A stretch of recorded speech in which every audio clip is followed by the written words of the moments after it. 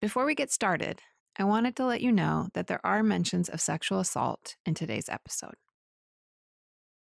You want a revolution, I want a revelation. So listen to my declaration. We hold these truths to be self-evident, that all men are created equal. And when I meet Thomas Jefferson, I'ma compel him to include women in the sequel. Work!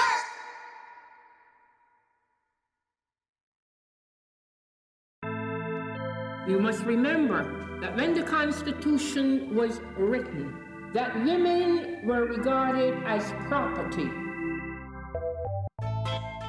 The struggle for an equal rights amendment traces back to 1923 when feminist Alice Paul wrote the words that became ERA. Equality of rights under the law shall not be denied or abridged by the United States or any state on account of sex. So as we march today, remember, forward together, backward never. If you could change one thing about the Constitution, what would it be? I would add an equal rights amendment to the Constitution.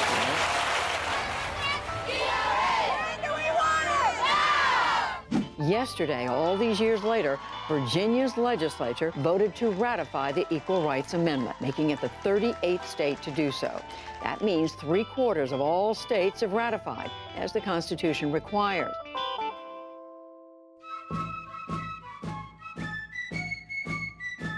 Hi, I'm Kate Kelly, human rights attorney, feminist, and advocate for the Equal Rights Amendment. And this is Ordinary Equality. Our story today hinges on a 4-month period more than 200 years ago. From May 25th to September 17th, 1787, 55 white men met at the Pennsylvania State House in Philadelphia. Their goal? To create a constitution for the newly minted United States. There were significant challenges to building a governmental structure that appealed to states large and small, with and without enslaved people. After much deliberation, the document was signed. However, the final outcome, the U.S. Constitution, was intentionally exclusionary. Participation was reserved for land-owning men. And that's what we're here to talk about. Why didn't women make the cut? Had things gone differently, maybe we wouldn't even need an Equal Rights Amendment. A favorite rationale for the Constitution's failings is that they're byproducts of an era in which the document was written. Even then, in that era, the writers of the Constitution had examples close at hand of governing structures that did include women. There wasn't precedent for full women's rights in Western society, but Native society was a different story. To learn more, I spoke with Jacqueline Keeler, a journalist and author. I am a citizen of the Navajo Nation and born for the Yankton Sioux people, the Ihanktawan Dakota people. It's one thing to challenge the social structure, but then to be told that all of history is against you, that never have women had rights. But here they had a living example that they could observe and realize that here in the land that they were on now in New York State, that had not been the case. For 1,000 years, women had been a vital part of the Iroquois Confederacy, choosing the leaders. Other facets of the Constitution were heavily influenced by the organizational systems of Native Americans. Benjamin Franklin was particularly well acquainted with those structures as his publishing house put out translated versions of their founding documents. He published the treaties and the discussion that happened before the treaties, and including some by leaders' statements about the Great Law of Peace. And the Great Law of Peace was the Iroquois Confederacy's constitution. They say it was developed in the 1100s at a time period when there was a lot of brutality happening between the Iroquois people of the Haudenosaunee, the people of the Longhouse. And with the arrival of the peacemaker who brought the Great Law of Peace, they were able to rationally convince the leadership to enter into this new way of organizing themselves through the clan mothers. This had been the law there in New York, what is now New York State, for several hundred years. Benjamin Franklin was inspired by this, and actually when he published these treaties, they were bestsellers with the speeches from the Iroquois leaders. So they had a big influence on the entire generation of founding fathers. These were the books that they read in their communities. Benjamin Franklin invited leaders of the Iroquois Confederacy to join him at the Constitutional Convention. There, the story goes, his guests were flummoxed at the lack of women involved in the proceedings. In fact, the people there were all of one demographic and one socioeconomic class. You know, the Constitution and the Revolution was really led by some of the wealthiest white men in the world. That's something I came up against when I was doing my research for the book. Constantly, every founding father was pointed out as being really one of the wealthiest people in the world at that time. Jacqueline's upcoming book is called Standing Rock, The Bundy Movement, and the American Story of Occupation, Sovereignty, and the Fight for Sacred Land. The wealth that was garnered through the taking of land and also slavery was immense. And I think that sometimes we don't really think about that the founding fathers, this is like a revolution led by Bezos and Gates. The mix of people involved in creating the U.S. Constitution looked entirely different from the organizational structures Benjamin Franklin had looked at for inspiration.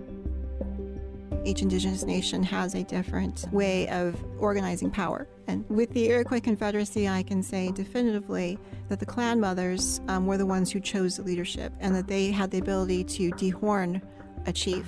So if that chief were to go to Congress or to another native nation and say or do things that the clan mothers did not approve of, then they would be dehorned.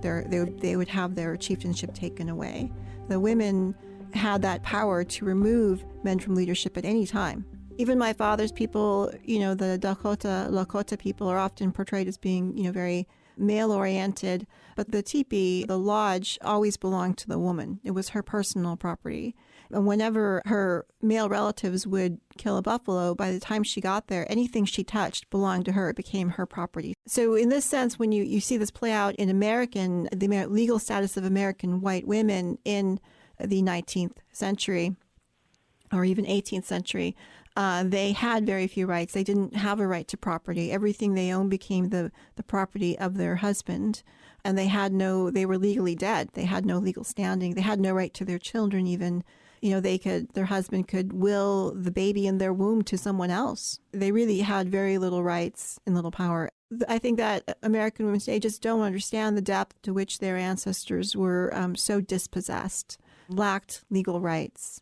The living daily example, which did not exist in ancient Greece or ancient Rome, which are often sort of traced as the origins to American ideas of democracy and civil rights. The living example they had before their eyes in many Native nations, it would basically upend the idea that this was not possible. And so I think seeing it every day, and these communities lived in much closer proximity than people really realize. The level of interaction, the level of trade going on is something that we sort of excise from our memory today. We whitewash the history, right? So the cultural exchange that happened was profound and is really the origin of what we call modernity. The men at the Constitutional Convention had clear examples of a more inclusive governing style. But they didn't care to replicate that particular aspect of the Iroquois Confederacy. Their own wives disagreed. On March 31st, 1776, future First Lady Abigail Adams wrote a letter to her husband, John Adams, who was participating in the convention. Abigail wrote, I long to hear that you have declared an independency. And by the way, in the new code of laws which I suppose it will be necessary for you to make, I desire you would remember the ladies, and be more generous and favorable to them than your ancestors. Do not put such unlimited power in the hands of the husbands. Remember, all men would be tyrants if they could. If particular care and attention is not paid to the ladies, we are determined to foment a rebellion, and will not hold ourselves bound by any laws in which we have no voice or representation. That your sex are naturally tyrannical is a truth so thoroughly established as to admit of no dispute. Her husband, John Adams, replied, As to your extraordinary code of laws, I cannot but laugh. We have been told that our struggle has loosened the bands of government everywhere. that children and apprentices were disobedient, that schools and colleges were grown turbulent, that Indians slighted their guardians, and Negroes grew insolent to their masters.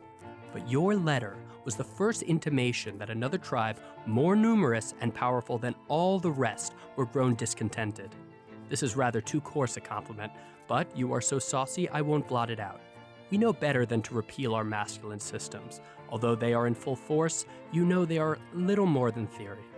We dare not exert our power in its full latitude. We are obliged to go fair and softly, and in practice you know we are the subjects. We have only the name of masters, and rather than give this up, which would completely subject us to the despotism of the petticoat, I hope George Washington and all our brave heroes would fight. Well, they asked to be, and were told that men knew better than to include their rights because it would undermine their masculine systems. And this is in writing in the Adams Papers. So that's one answer. That's Catherine McKinnon, professor of law at University of Michigan Law School and Harvard Law School. She's a legal feminist icon. They intentionally were excluded, as of course were enslaved peoples, all enslaved peoples, men as well as women. No, it was an active choice, as made clear in the exchange by Abigail and John Adams, at least on his part. The times, as one calls them, we're still living in the times, you know. And there are people who are intentional about excluding women from any form of voice or power. And then there are people who are able to not be intentional about it because it has been and is the way things are. I mean, it has been the way things are for so long and is the way things are in many respects. The only time women were mentioned in the Constitutional Convention deliberations was in a heated debate about the Fugitive Slave Clause. The pronoun he was used in the Constitution in the generic form throughout to refer to all genders. There is only one use of the word she in the evolving drafts of the Constitution, and that pronoun refers to one and only one thing: a fugitive enslaved person. And as to enslaved women, there was a very elaborate series of exclusions from full personhood, together with weighting of enslaved people within the Constitution in order to give Southern slave owners more power so that they would agree to it. That whole set of arrangements is been exhaustively documented. And, you know, that obviously also affected a vast number of women as well as men. To learn more about the ways that slavery, and slave breeding in particular, were in the minds of the Founding Fathers, and how that shaped the Constitution, I spoke with Dr. Rebecca Hall. Rebecca is a historian, author, activist, and attorney. She's currently turning her PhD dissertation into a graphic novel called Wake: The Hidden History of Women-Led Slave Revolts. It tells the story of two slave revolts in early 18th century New York, and also revolts on slave ships during the Middle Passage. And it focuses on women who led those revolts. 1 in 10 voyages had a documented slave ship revolt. And that's surprising because it was considered to be, it been understood to be a very rare event. The more women there were on a ship, the more likely there would be a revolt. And when this finding came back, the historians who compiled this database, their response was, this is a fluke. So they questioned their own findings. They're like, we know this is a fluke because we know that enslaved women didn't participate in organized acts of violent resistance like revolt. So this answer doesn't make any sense to us. Well, I took this information and looked at the actual practices on slave ships, and it made perfect sense to me, because when a ship left the coast of Africa, men were kept below deck and in chains, but women were brought up to the quarterdeck and brought on deck and unchained. But that's also where the weapons were. And so looking through hundreds and hundreds of slave ship captains' logs, you know, I would see again and again stories of women getting access to these weapons or using their relative mobility to create revolt. I think the fact that enslaved African Americans and enslaved African American women in particular resisted slavery every way possible at all times are crucial for understanding in terms of having a sense of pride in who we are and where we came from. Many of the founding fathers had deep ties to slavery, and more specifically, the slave breeding industry that heinously treated human beings as crops. Slavers in the Upper South did not cultivate or trade goods. Their wealth was tied up in the enslaved people they owned. This created a perverse incentive for them to expand the population of people they held as property and consolidate political power. When the Constitution was framed, there were several provisions put in place that really reified the power of what would become slaveholding states. Those provisions included the creation of the Electoral College and the Three-Fifths Compromise. Both gave states with enslaved people greater representation. The Constitutional Convention created for the first time a national union in which free states were under a constitutional mandate to return fugitive slaves back into slavery, and paved a more profitable path for slave-breeding states. The slaveholding states said, well, it's either this or we're not going to form a country. And so they made a compromise, which is that every enslaved person would count as 3/5 of a person for the purposes of determining how many people were in the House of Representatives representing a state, and created what historians call the slave power, which is a situation where slaveholding states basically controlled all three branches of government up until probably the election of Lincoln. And finally, and very important, is the slave trade clause. And I think it's important for people to understand that at the time that there's an international slave trade or trade from Africa, and then there was a domestic trade where people were breeding enslaved people and selling them to other states. And here you had a conflict among slaveholding states because you had states like, most importantly, Virginia. Their main economic system was based on slave breeding. You know, its soil had been exhausted a long time previously, and they made their money by breeding enslaved people and selling them further south, selling them down the river, which is where that expression being sold down the river comes from. The deeper South states wanted the international trade to continue because they wanted the competition. And Virginia wanted the international slave trade to end so that there wouldn't be competition. At the center of this was and is the state of Virginia. In 1619, the first Black Africans were brought to Virginia, almost exactly 400 years ago. Here's Jennifer Carroll Foy, a representative in the Virginia House of Delegates, VMI graduate, and chief co-patron of the ERA ratification bill in the Virginia House. You remind people this is where American democracy was founded, but this is also where slavery was founded. To remind people that Virginia did not even want to acknowledge women's right to vote, even after it was ratified. Reminding people that Virginia led the charge on not desegregating our schools and actually closed down schools to make sure that Black and white children were not educated together. That Virginia led the charge on interracial marriage and making sure that that could not happen. And it was challenged all the way to the Supreme Court. So Virginia does not have a good history of being on the right side of history and standing up for people's constitutional rights and civil liberties. I also spoke with Jennifer McClellan, a state senator representing Virginia's 9th District and the chief co-patron of the ERA ratification resolution in the Virginia Senate.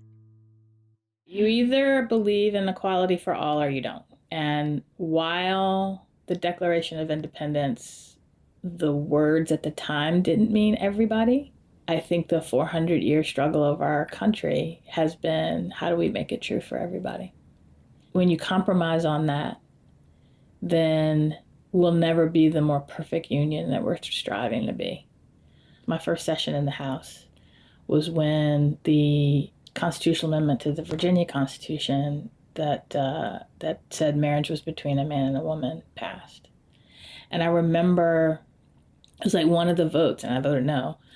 But I remember the arguments, and I'm like, these are the same arguments that were used against interracial marriage. And I thought, you know what? My great-great-great-grandparents couldn't be married because they were viewed as property. And it's the same. Delegate Carol Foy was in office last legislative session. At that point, ratifying the ERA in Virginia felt so close, but it was also so far. So last session, we came within one vote of actually being able to pass the Equal Rights Amendment. The Republicans attempted to keep it in the committee.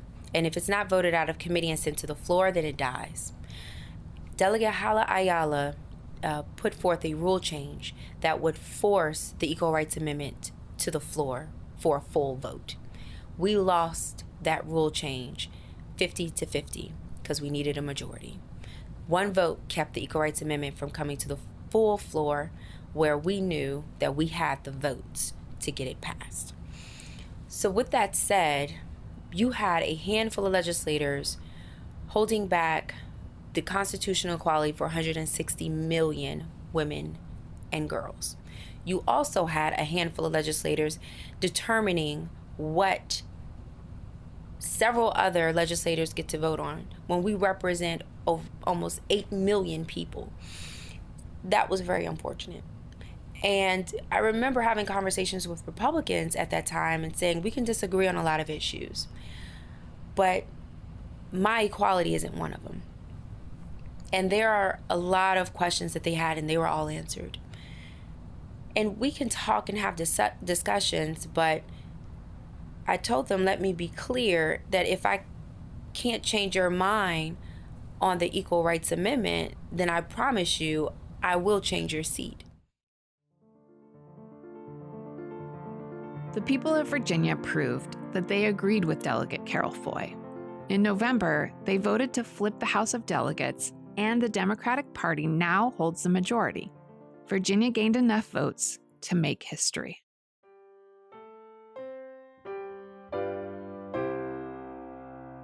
Here's a quick refresher on how constitutional amendments work in case it's been a while. Any amendment must pass in Congress with at least 2/3 of the House of Representatives and the Senate. Once it gets out of Congress, 3/4 of the state legislatures have to vote to ratify said amendment. In the case of the Equal Rights Amendment, the holdup was in state ratifications. We'll get to this more in future episodes, but the bottom line right now is we were just missing one state. It looks like Virginia just changed that. It has been a journey. For the women of Virginia and the women of America, the resolution has finally passed. These votes Wednesday in the Virginia House. Senate Joint Resolution 1 is agreed to.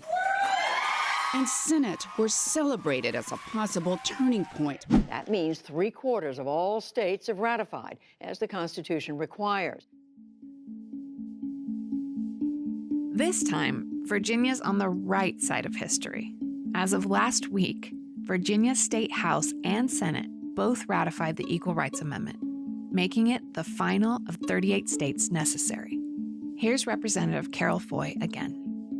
And I think it's just poetic and appropriate for us to finally, in 2020, to lead the charge and change the narrative of Virginia so people can feel inclusive and that their Commonwealth represents them and they are here and they are safe and they are welcome and they are loved.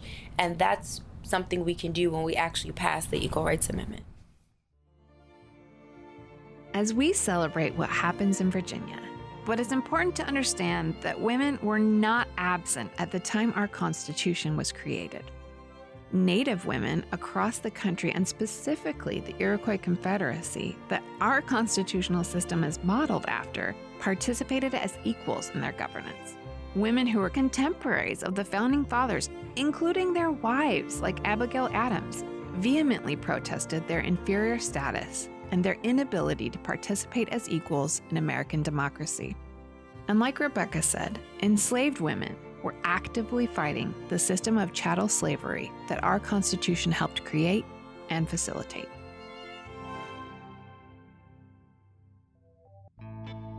Our exclusion was no accident.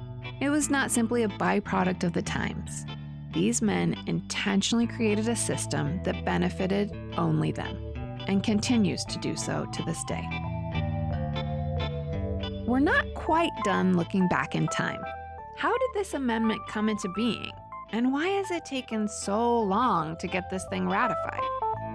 Next time on Ordinary Equality, we're talking about Alice Paul and the trials and tribulations of complicated and problematic foremothers. Ordinary Equality is a Wonder Media Network production, edited and produced by Liz Smith, executive produced by Jenny Kaplan, and with support from Edie Allard. Our theme music is composed by Rachel Wardell.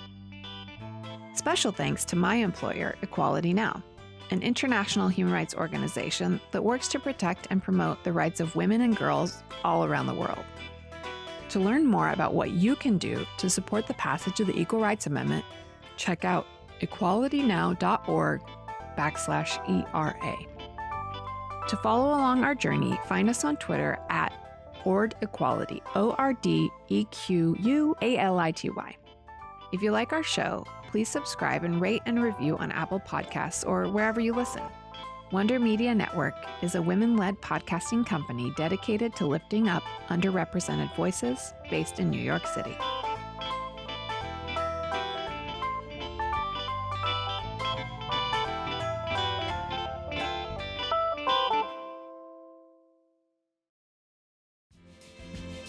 Before we go, if you like this podcast, check out Unladylike.